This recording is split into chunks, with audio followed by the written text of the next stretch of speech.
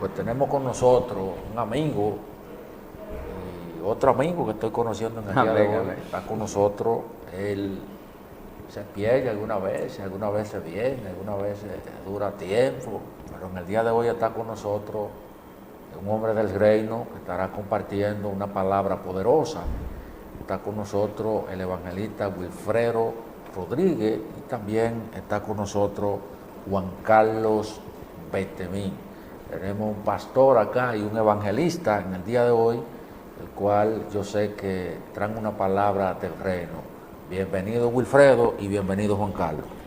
Muchas gracias, Inocencio, por invitarnos una vez más a ser parte de este maravilloso programa, el toque de queda de la tarde, a quien Dios seguirá siendo fiel. Realmente es un placer para nosotros poder estar en este lugar y poder compartir con cada uno de los televidentes y de los que por los diferentes medios, en las diferentes redes sociales, están conectados con este maravilloso programa. Y hoy queremos compartir con todos esos hermanos y esos amigos que nos ven de distintas partes del mundo una palabra que Dios ha traído, que sabemos que va a refrescar la vida de mucha gente en esta hora. Y aquí tenemos también, ¿verdad?, a nuestro compañero, pastor, durante muchos años también evangelista, Juan Carlos Betemí, ¿verdad?, que está hoy para compartir junto a nosotros esta palabra de reino, esta palabra de Dios. Así que, Juan Carlos. Amén, amén. Saludos a todos y gracias a Dios, Inocencio, Wilfredo, por la oportunidad. Es un honor para nosotros estar aquí. Y hace días hemos ido hablando sobre tantas señales, milagros, maravillas. Sin embargo, seguimos viendo muchos problemas. Y hemos estado viendo nosotros los pastores cómo es posible que haya tanta unción, tanto poder y igual crecen los problemas, ¿no? Y entonces hemos visto cosas básicas que se han ido apartando de nuestro corazón. Por ejemplo, cuando nosotros los pastores tenemos un tiempo que vemos muchos milagros, mucha liberación, muchas sanidades, mucha gente arrepintiéndose, pero las cosas básicas, entonces ya a muchos no les importa. Sin embargo, esas son las cosas básicas que empiezan a deteriorar la vida espiritual y todo se va perdiendo. Por eso yo, unido a Wilfredo, quiero leer un texto bíblico que no es tan profundo para muchos, pero es importante para el que quiere seguir en la fe. Dice Romanos 6, 3 y 4, en el nombre de Jesús. Amén. En ninguna manera, 3, ¿o no sabéis que todos los que hemos sido bautizados en Cristo hemos sido bautizados en su muerte? Porque somos sepultados juntamente con Él, para muerte por el bautismo, a fin de que, como Cristo resucitó de los muertos, por la gloria del Padre, así también nosotros andemos en vida nueva. El bautismo es una sola vez en tu vida, pero la vida nueva debe seguir toda tu vida. El caso es que vemos mucho bautismo y poca vida nueva. No hay una renovación y esto nos está dañando mucho a nosotros. Así es. Cuando vemos el libro de Juan, encontramos una verdad que Dios la trató con alguien que supuestamente tenía profundidad en el conocimiento de la palabra. Jesús habló con Nicodemo y le dice: Nicodemo, es necesario nacer de nuevo.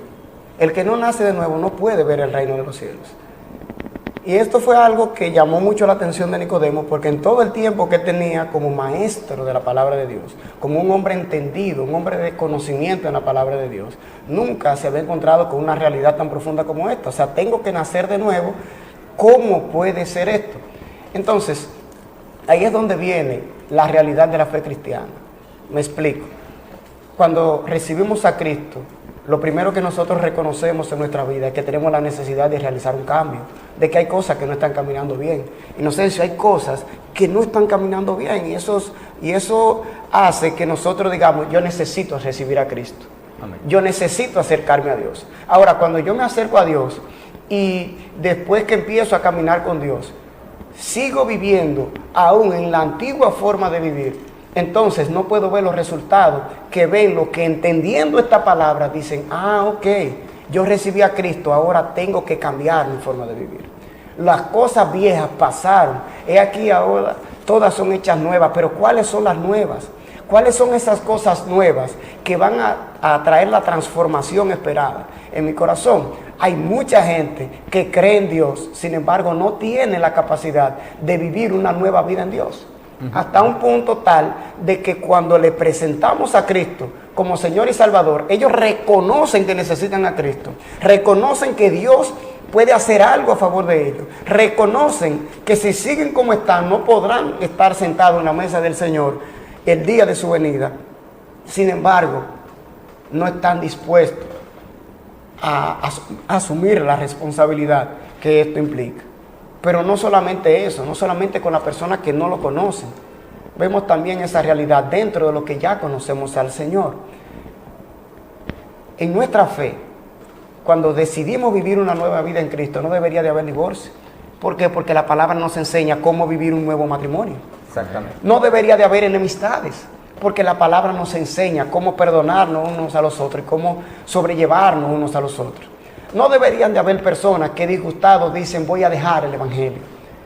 Es tan triste cuando usted se le acerca a la gente y le pregunta ¿cómo está tu vida en Cristo? No, yo estoy flojo, yo estoy frío, no, yo dejé de congregarme. Y le preguntamos, entonces, ¿qué nos queda? ¿Sabe qué pasó? Que teniendo la oportunidad que Dios nos da a través de su acción, o sea, Jesús vino y dio su vida por nosotros para que nosotros tuviéramos la opción de vivir una vieja vida basada en aquellas cosas que nos han herido y que nos han apartado de Dios, o una nueva vida en la cual nosotros podamos vivir en armonía con Dios y en armonía con la gente. La palabra de Dios dice que la iglesia primitiva alcanzaba gracia delante de Dios, pero también alcanzaba gracia delante de todo el pueblo. Amén. Porque la nueva vida que vivía hacía que el pueblo que estaba a su alrededor notara que hubo un cambio entre la pasada manera de vivir y la nueva manera de vivir en Cristo Jesús. Y ahí vemos el caso de Ananías y Zafira. ¿Qué pasó con ellos? También el Simón, el que fue mago, ¿qué pasó con él? O sea, el mismo que te salva tiene que guiarte. Y Él te va a guiar a que todas las cosas viejas pasen. Porque si persisten en ti, entonces no hay seguridad de que Dios te lleve a donde Él te prometió. Por ejemplo, lo que vivimos ministrando liberación todo el tiempo.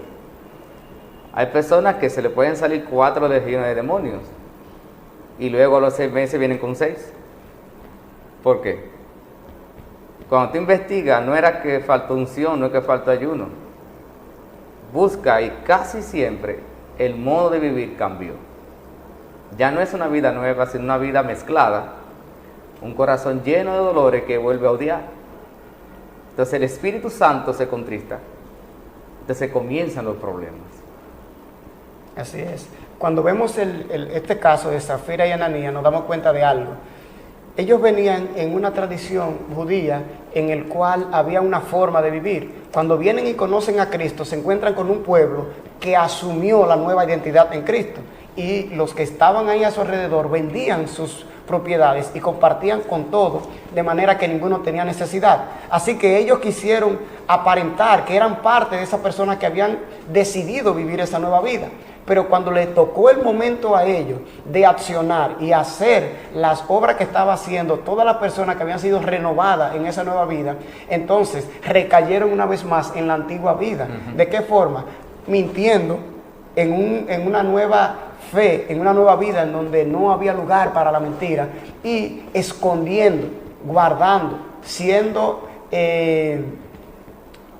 falsos entre una comunidad de verdaderos. Y eso trajo como resultado que el Espíritu Santo lo descubriese y al final no pudieron ser parte de lo que ya Dios le había presentado, de lo que ya había sido preparado para ellos. Y esto trajo como consecuencia que su muerte. Pero no solamente su muerte, toda la historia, todo el tiempo, todo creyente que ha estudiado la Biblia ha escuchado de Ananías y Zafira que no pudieron hacer el cambio, no pudieron hacer la transición de una vieja vida de mentira a una vida de verdad. Por eso el apóstol Pedro le dice, ustedes no tenían necesidad de hacer esto, porque hubiesen podido quedarse con la heredad, no tenían que venderla y era de ustedes. Nadie se lo está exigiendo.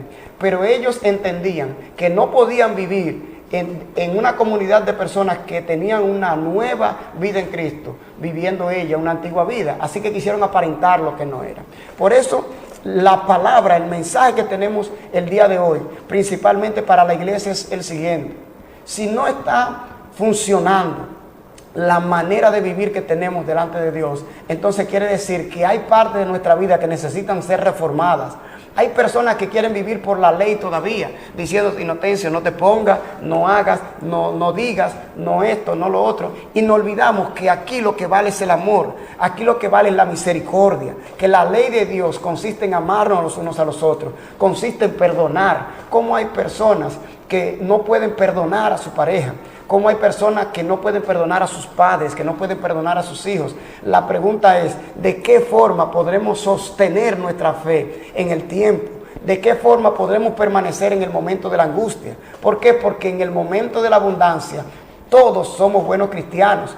Cuando tu vecino es bueno, cuando en tu trabajo te valoran, cuando tu esposa es buena, es fiel, cuando tú cometes un error y te perdonan, este evangelio es maravilloso. Pero ahí no es donde tú muestras realmente lo que tú eres. La Biblia dice que Abraham es el padre de la fe. No fue simplemente porque salió a buscar una tierra prometida, sino porque cuando Dios le pidió lo mayor, lo de mayor valor para él, no se lo negó. Así que eso dio a entender que la fe de Abraham era grande, que realmente Abraham había creído a Dios, que realmente Abraham se había rendido a la voluntad de Dios. Y hasta el día de hoy se habla de Abraham. Por eso nosotros tenemos que rendirnos a Dios. Nosotros tenemos que renunciar voluntariamente a las cosas que no nos ayudan a vivir la nueva vida en Dios.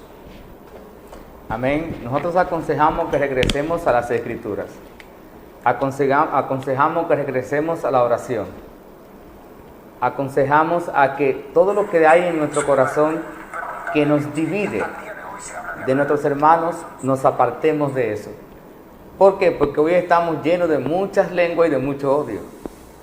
Llenos de muchos profetas y más divididos. Entonces hay algo que no nos está funcionando. Tenemos que regresar a una vida nueva. La vida nueva en el sentido básico. Amar a nuestros hermanos. No hablamos de enemigos. Amar enemigos es una cosa, pero amar a nuestros hermanos no debería ser tan difícil. Y aún así Jesús dice que amemos a nuestros enemigos. Bueno, pues te digo algo. Si amar a tus hermanos es tan difícil, entonces ¿cómo te será amar a tus enemigos? Es importante reconocer esta realidad. Cuando salimos a la calle, yo soy una persona que me toca trabajar mucho con personas tanto creyentes como no creyentes y resolver conflictos tanto de hermanos de la iglesia como de personas que no son cristianos y viceversa. Y una de las cosas que me he dado cuenta es la dificultad que tenemos para nosotros amar y perdonar. O sea, mostrar el amor a los demás, mostrar el amor. Cuando tú vas a hablar a una pareja que tiene problemas, cada uno empieza a decir por qué se siente mal, por qué se siente herido, por qué entiende que ha sido ofendido, por qué no puede realmente pasar por alto la ofensa.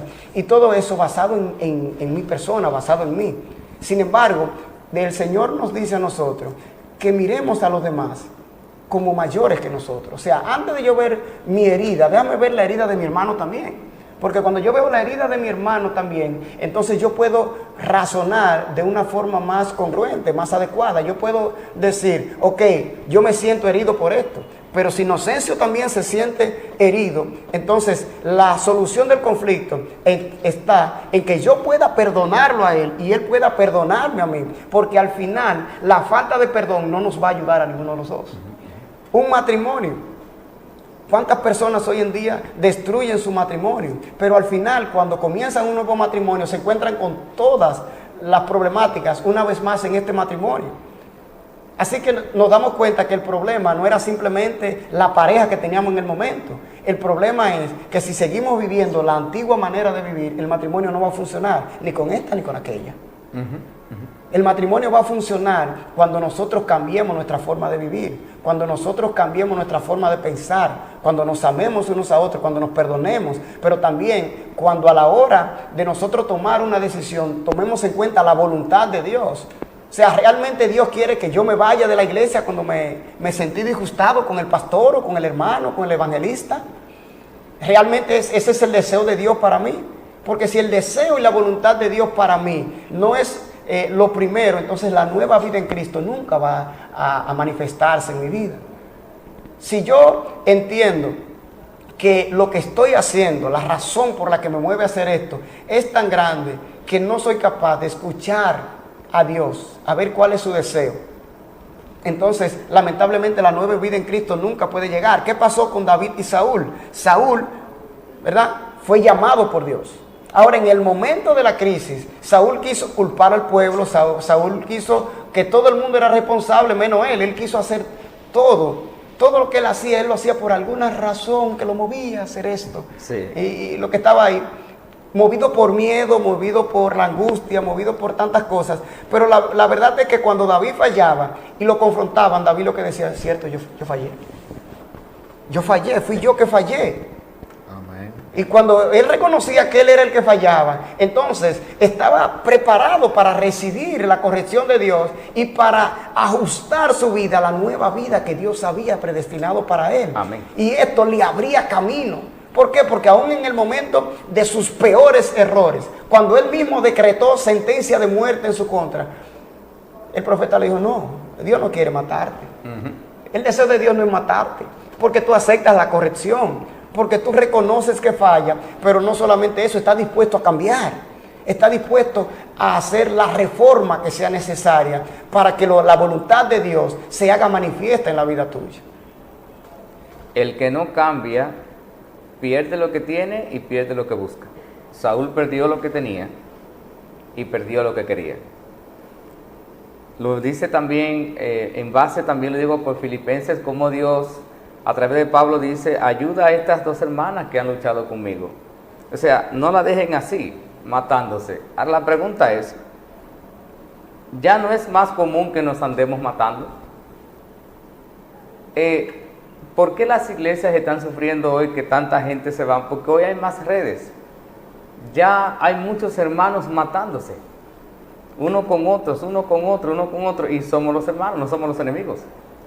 Entonces, si Dios está dispuesto a arreglar eso, tú tienes que estar dispuesto también a arreglar eso. Por ejemplo, nosotros los que salimos de un mundo así tan negro, algunas cosas que no voy a contar. Cuando venimos a Cristo, es peligroso tener doble vida. Tenemos que centrarnos en la vida que Dios nos da, porque si quedamos con un poquito de la otra, nos pueden matar. Todo el que fue brujo, el que fue hechicero, el que vendía droga y todo eso, cuando vienen a Jesús tienen que ser dedicados por completo. No hay forma de que vivan las dos cosas. El Espíritu Santo quiere sanar, no quiere matarte. El Espíritu Santo te va a guiar a sanar. Le cuento que yo cuando oraba 9 horas una vez, el Espíritu Santo en una visión me dijo, no te escucho. Y yo le dije que ¿por qué? Me dijo, yo escucho más tu corazón que tus palabras. Y tú tienes 7 años que no perdonas a tu papá. Así que perdonas a tu padre para que yo te escuche. Ahora la pregunta es, ¿cuántos de nosotros no tenemos ese corazón lleno con el pastor, con la vecina, con el esposo y con el primo? Y seguimos llenos del Espíritu Santo. Entonces, ¿qué es lo que decimos? Si Pablo en Filipenses 4 también está diciendo, arreglen sus diferencias, ayude a esas dos mujeres que están inscritas en el libro de la vida, no la dejen matarse, no la dejen perderse. Dios no quiere que sigamos así. Hay que reflejar la nueva vida en Jesús. Hay que reflejar y perder en ocasiones la razón, pero no perder a Dios. Hay personas que prefieren perder a Dios que la razón. Pues no, pierde la razón, pero no perderás a Dios. Así que es hora de volver a ese amor básico. Es hora de regresar a esa oración, a esa escritura básica, a esa vida con el Espíritu Santo de menos decretos, quizás de menos lenguas, pero más real. No se confunda, no es que yo no hablo en lengua, tengo 6, gracias a Dios. En distintas formas Dios la usa cuando quiere. No es que no he visto sanidades, ni he visto milagros, ni es que no vivo una vida como usted cree, que la Biblia lo dice y así también yo lo creo. Pero hemos visto que nosotros nos hemos lanzado a vivir una vida sobrenatural, dejando lo natural, bíblica, en el aire. La Biblia habla del amor y es más fácil amar. Es más fácil amar que ver un demonio salir. Sin embargo, hoy es más fácil ver un demonio salir que amar. Está poderoso.